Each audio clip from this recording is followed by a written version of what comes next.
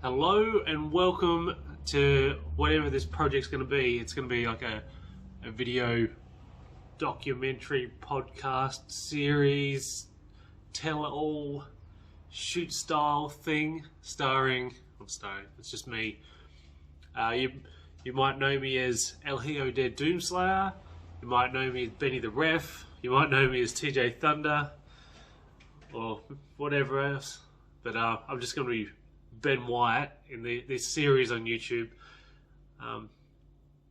Like I've been doing the indie pro wrestling for a year and a half now at this point, since debuting, and every now and then I think, geez, it would be good if I'd like recorded this along the way, like how I felt I was progressing, and be able to look back and be able to share, like, not that anybody's going to give a crap about what Ben Wyatt's doing in wrestling, but maybe one person does. Maybe the people I wrestle with would be interested in seeing how I feel about things behind the scenes.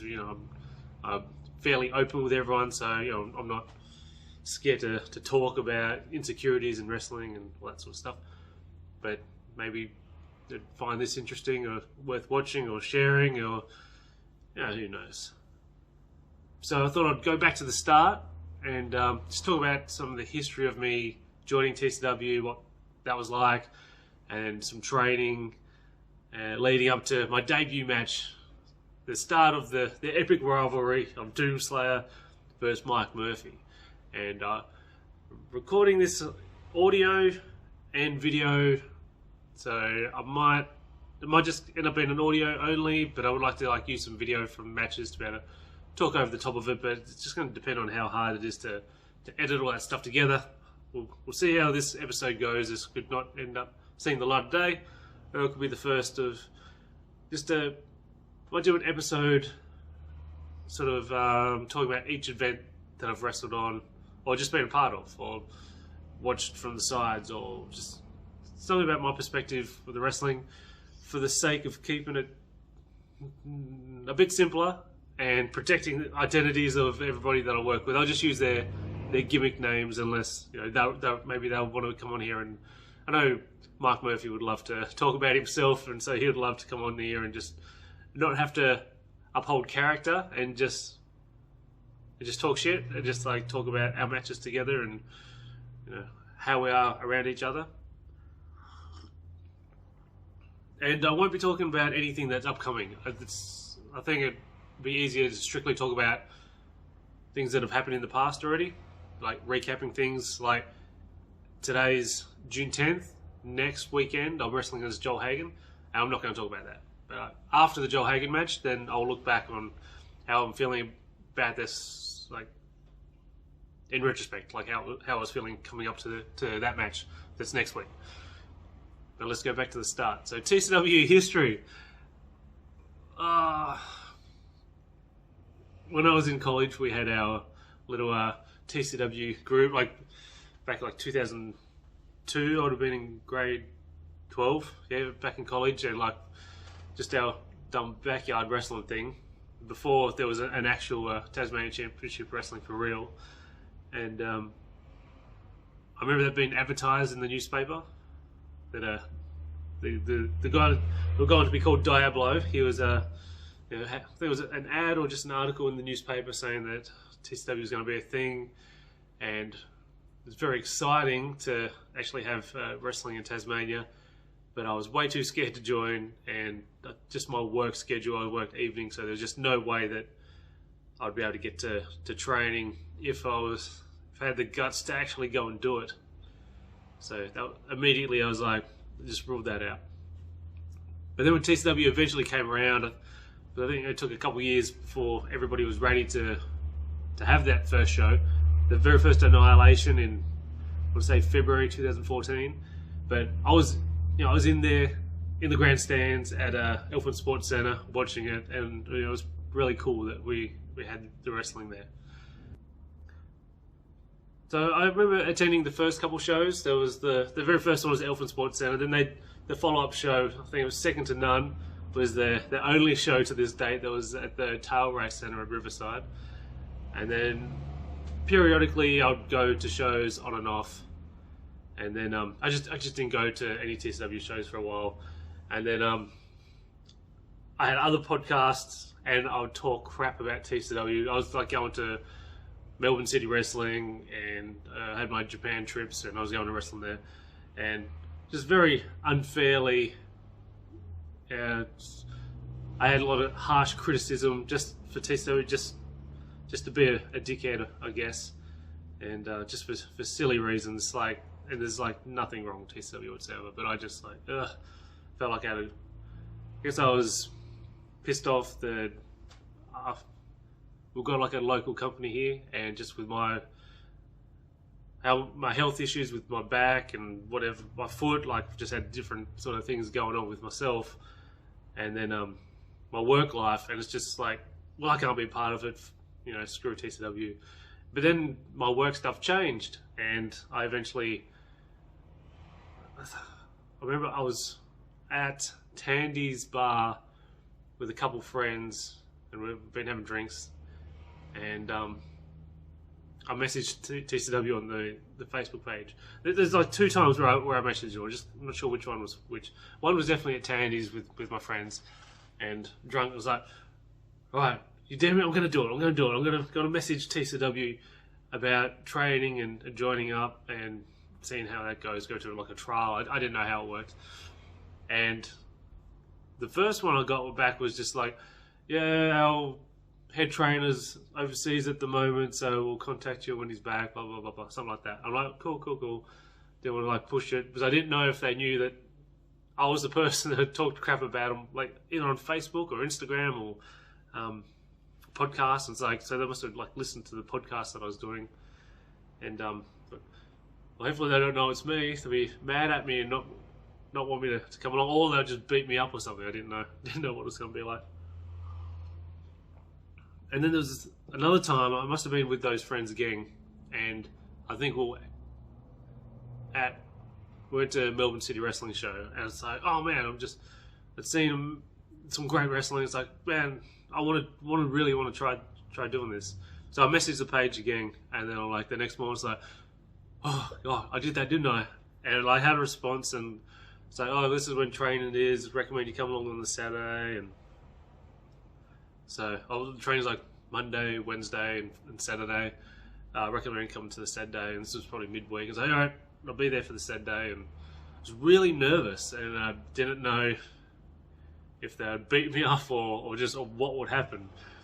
I remember, I guess this is probably just how Eddie Jones is, but you know, he's quite standoffish, and he does seem like he's unapproachable a lot of the time. But maybe just because it was me, but you know, we get along really good now, and we did pretty soon after, I guess. You know, just I guess a lot of people at TCW probably apprehensive with me, knowing that, and it's like, yeah, they knew that I was a dickhead that was talking shit about them on social media. I remember talking to Eddie, I think it might have been after the show where I debuted at New Dawn. And he's like, oh, if you message us like the day after you were doing all that, then we would have wanted to punch your head in, all that sort of stuff. But I guess he's pretty good at letting things go. And I've talked to Dylan Daniels a little bit about this as well. But you know, I couldn't feel more welcome. Like, even like within months after joining, I guess. But the first day was very, very nerve-wracking, and you know, didn't expect to be doing bumps on the very first training session. But I remember we started off like Liam Lacey's there, Zach Archer, and they're all going for a run together, and then getting back in the warehouse. And it was a really open space that's now split. Now there's a wall in the middle, and now we just have half that space. It's much more condensed, and everything gets used really well. So there was just a lot of spare room, and then a ring, and there's exercise equipment, and some other bits and pieces around, and all the posters from all the shows on the wall, which is really cool. Up until the last probably year of shows, where they started getting stolen from near Elephant Sports Centre, or wherever the big A-frame pictures were getting put up. So kept getting stolen. So you don't really want to spend the money to replace them, to hang them up on the wall.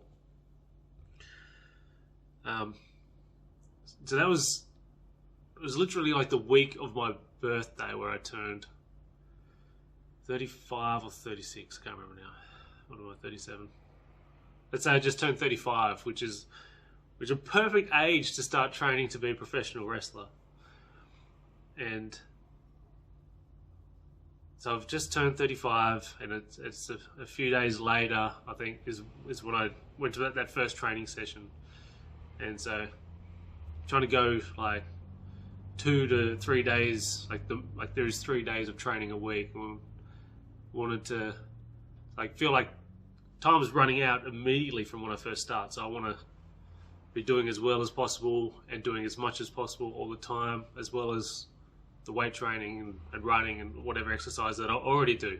Just try and do so much. And then COVID happens, right? Just a couple of months later, and we were all right in Tasmania for a little bit still, and we were right up until much later, and it's like, all right, New Dawn, which was meant to be early April. Let's go back a little bit.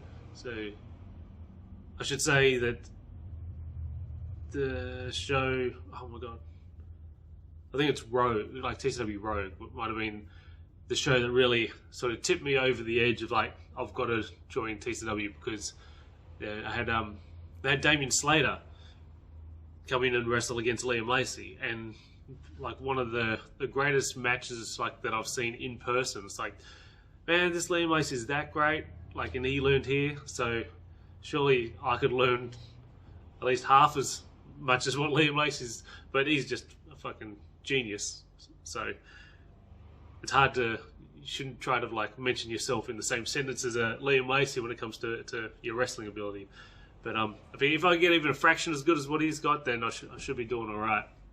And so that's what really made me want to message the page and really come along. And then I joined. Then the first event that happened after I'd already started training was Triumphant, where they had the North X title mini tournament for that. But I was actually away. I already had a trip to Cradle Mountain booked when that day was on, so I still hadn't got that show day experience. And then the one coming after that was Annihilation 7, where I had my first referee experience on a proper show. We did Chile Skyfire back in like Australia day after Australia Day in January 2020, and I think we had like 12 something matches like that on that day, and I refereed like 8 of them, and that was fun. It was like it was very exciting, and it's like sort of a low pressure situation as well, where sometimes there's not that many people like in the audience because it's outside, it's daytime, it's people coming and going, there's rides and all that sort of stuff. So you didn't have that many eyes on you the whole time until much later on. And then I had one spot in the Royal Rumble where I came as a referee, I come out in the 3rd spot, and I'm like, come on then, I'm going to take on Liam Lacey and Elliot Grayson, and then they just woof me out of the ring before I learned how to exit the ring like that, and just completely necked myself from the bottom rope. So that was a bit scary. It's like, oh man, that could have been the end of my independent wrestling career before I've had my first match in there as the referee. That's near the end of January, that one. And then February was Annihilation 7, and the first proper like match on a TCW show that I refereed was between Diablo and Liam Lacey. And I remember being in the ring with my runners on. No, they weren't runners, but I changed to the runners later. I just had like dress shoes that was just the tiniest bit too big. They're not super comfy. And being on the surface of the ring, just on the ring mat and the foam and that, just, oh man, I just like, and the nerves, and I just like, oh, I felt my legs were like jelly, and I just thought I was just going to fall over and not even be able to get through the match. But once the match starts happening, and just you know, obviously as a referee, you're not the center of attention, which is great. And I did go on to find that it was quite good to referee on a show before wrestling on that same show, because then I'd come out with the Doomslayer mask on, and you've already got that. It's a lot different than wrestling in front of people, but just being out there in front of everybody, then you go back, then come back out to wrestle, then you've sort of got that little bit of experience. You know how the crowd's going to react to different things to a certain extent. It's just not quite as nerve-wracking. So Annihilation 7, I refereed a few matches, and that was really fun, but really scary as well, of not screwing things up. And of course, I screwed my 2 Annihilations in a row, and I've screwed some things up. Was it 2 in a row? I definitely stuffed up the count for Andy Rhodes and Mercury. Yeah, then the following Annihilation, there was, of course, Eddie Jones and Cyrus Burns in the Beard versus Korea match. But I'm still going to blame Eddie Jones for that as well. He knows why. Damn it, Eddie. So then, April's coming around and we're meant to be having New Dawn. I was definitely not ready to wrestle at this stage after having just joined in November. But I think it was like 2 weeks before the show, and it's like, with COVID and restrictions, we can't do this show now, and it's just like sort of indefinitely suspended, and then training pretty much got called off at that stage as well. And so that's in around April time. And then come late June is when our training resumed. We did have a few like outdoor, like just fitness, socially distanced training sessions just for some cardio and some strength, but no wrestling stuff. Here comes the cat. Oh no, look out. Oh no, the star of the show's here. So we're getting the fitness back up in the freezing cold Royal Park with hardly any light, but it was still really good that they did something for us. Isn't that right, Eddie? Make a noise. Yeah, you can hear it purring. That was late June, and then October 10th is when New Dawn was rescheduled for, and I think it was like 2 weeks before that they started posting up the match graphics for the card, and then there's one goes up and it's just 2 silhouettes, and it's like 2 new debuts, and I've messaged Mike Murphy because he wasn't at training, or he hadn't said anything. Like, I sent him this picture, a screenshot of it, and I'm like, "Is that you?" He goes, "Fuck it, yeah, that's me." And I'm like, "Well, who's the other guy?" And I was like, "I'm pretty sure it's me." So that's how I found out that I was making my debut with not sure on the math, but it's like 8 to 9 months of in-ring training, and I guess the match is passable. It's certainly, in the time I've been there, there's people like Dino has had like an amazing debut match, and mine was just, I mean, now the cat's playing with everything. Like, I'm not ashamed of the match or anything, but it's certainly nothing to look back. It's like, oh, that was oh, look at that. You know, it's just, there's some wrestling in there. It got us on the show. It was the first show back for TCW in bloody ages, February, and then up until October. I didn't know what to expect when it was over, because absolutely shitting myself. Mask on, I'm all ready. I remember being behind the curtain, the big blue tarp thing that goes down in the middle of the court, and Charlie Rose and Cyrus Burns were standing over there in the dark, and Charlie's like, "You're right, you're right." And I'm like, yep, got this. And then, like, I didn't know this. And Cyrus Burns is just sort of like, very stoically, just like, up against the wall. He's just like, just sort of like gave me the nod. It's like, you know, "You're right, kid, you got this." And then I guess when I went out there, it was like, oh my god, what am I doing? This is a terrible idea. Like, I hate the thought of like bungee jumping or, you know, jumping out of a plane, all that stuff. But it's like, man, must be what that feels like, because this is like the this is the stupidest thing I've ever done in my life.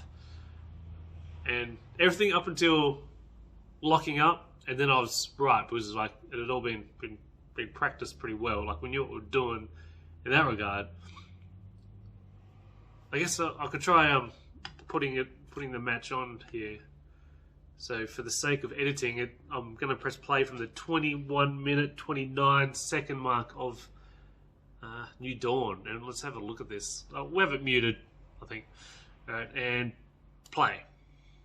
So look at Doomslayer here, showing so much character, just walking hands by his side, the chain. He's got this is before I had the proper wrestling black boots. I just got like the training shoes on here, and these pants only lasted one match. I got these from like City Mission or the Salvo store, one of those places, and definitely not made to wrestle in, these ones. We've got that looks like Aaron Lynch is the referee in the ring, and in there with Mike Murphy, obviously. So anybody that knows the way I interact with Mike Murphy would think that I hate this guy, but it's just having a lot of fun. I just feel a lot at ease with Mike Murphy, that I get away with doing these things. And I think, yeah, sometimes I'm sure that he thinks that I actually don't like him, but you know, he's going to be the best man at my wedding, for God's sake. So, you know, hopefully that helps make up for all the crap that I put on him. And here I am taking my shirt off. Staple. Got to wear the shirt out, and go to pass it to my mother, and then throw it in Jed's face, which makes no sense. I'm a bad guy here. First ever spray tan I got. And then I get in the ring like I'm an old man here, but I am quite happy with how I look at this stage. When there wasn't a whole lot of wrestling training for quite a while, I was able to really put a lot more into gym and running. And me and Mike Murphy were training a lot together. It was really good to have somebody I could have, like, we could spot each other, because up until this, like, I was just sort of training by myself and didn't have that extra motivation of having someone to do it with. So the match starts off. We just got some like headlock takeovers and some arm drags, just like the simplest stuff that it's not the hardest stuff to do, but when you do it well, it just, you know, it still looks good. Obviously, I don't have him around on the right side of the ring for the hard cam side, but trying to make it work as best as I could. So Mike Murphy's he had wrestled a few times already before this, just at like Longford Show and Chili Skyfire, but for the sake of saying there's two debuts, it's like, yeah, we both debuted here together on a proper show, and knowing that Eddie Jones is going to come out, and Eddie Jones is a big heel, one of us should be the face, and one should be the heel. And seeing as though Mike Murphy was picked to be the one to take on Eddie Jones after Eddie interferes with our match, it's like, well, I guess I should just play the heel then.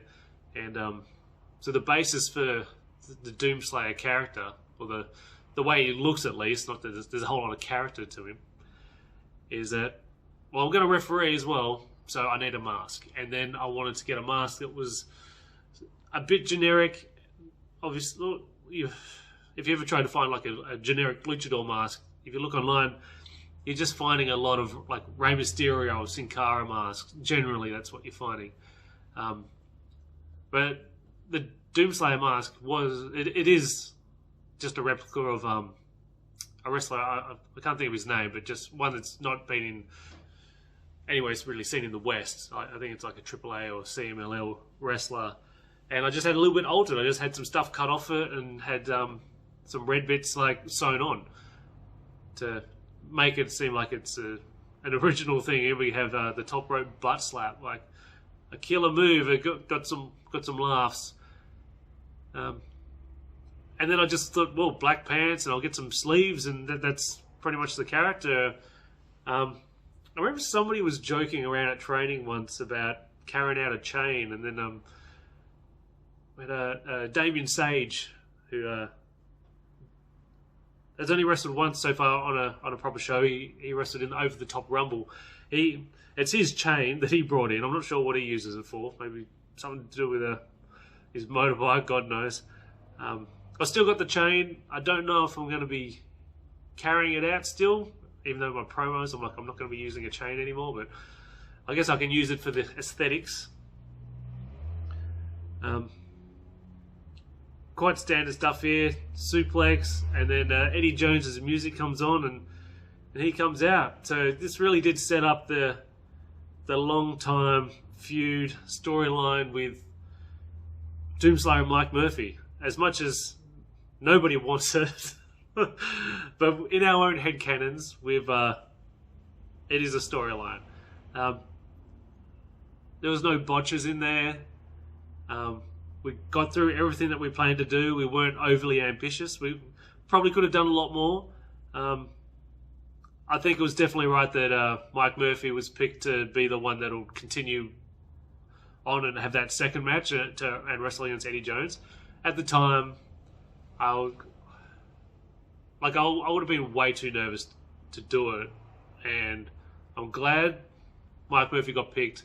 But at the same time, I was slightly jealous. I was like, oh, I don't want to be like the lowest ranked, or I don't want to be like the least good enough person to be able to be.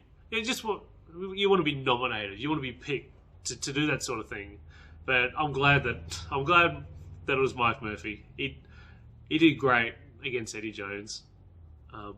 The crowd got behind him, and that's when you're playing off a heel like Eddie Jones. If the crowd doesn't get behind you, then I don't know what's going on there. And we're still sort of with every interaction I have in the ring with somebody on a show, then I try to carry that forward with something later. So we'll see Doomslayer get hit in the head with the microphone from Eddie Jones, and then that's something that if I wrestle against Eddie Jones on a show, like I've wrestled him against him at Summer Beats, sort of like something that doesn't really carry any storyline. But if anything does happen with Eddie Jones, then I'll be able to call back to that. Maybe do something with a microphone. Any history that you get, like we wrestle shows, we have our shows on every second month generally. So you want to the way I think about it is any little nuggets that you can of storyline that you can carry forward, then you should try to maximize all that.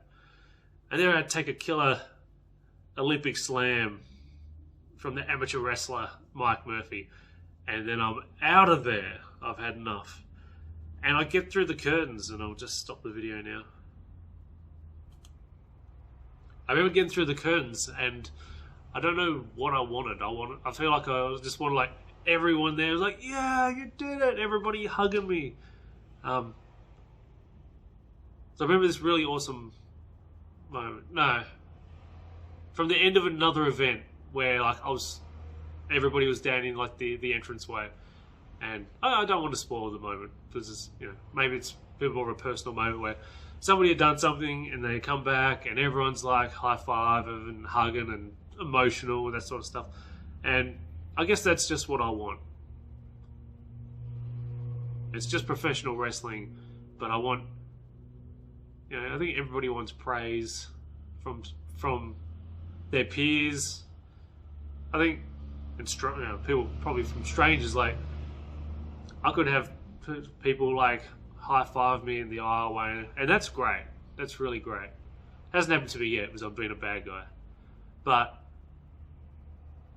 I want my co-workers to that was great, that sort of thing.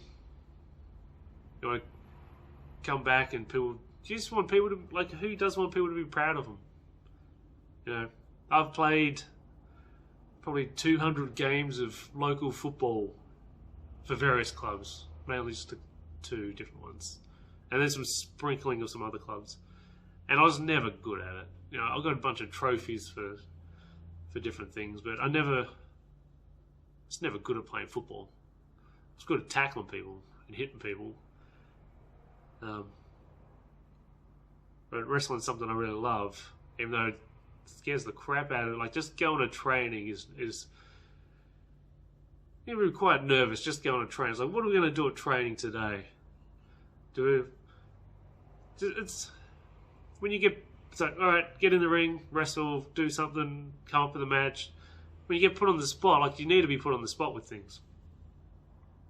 So then you learn how to do it and how to adapt. But sometimes I do really well, but most of the time I don't. So as long as I can do it without hurting someone else or myself, then that's great. But that could be the end of this first episode. Next time, I'll be talking... Oh, I might get Mike Murphy in and have a chat. But the follow-up show to this one was Retaliation. And so in that match, Doomslayer and Elliot Grayson team up to take on Red Hood and Jose Silva.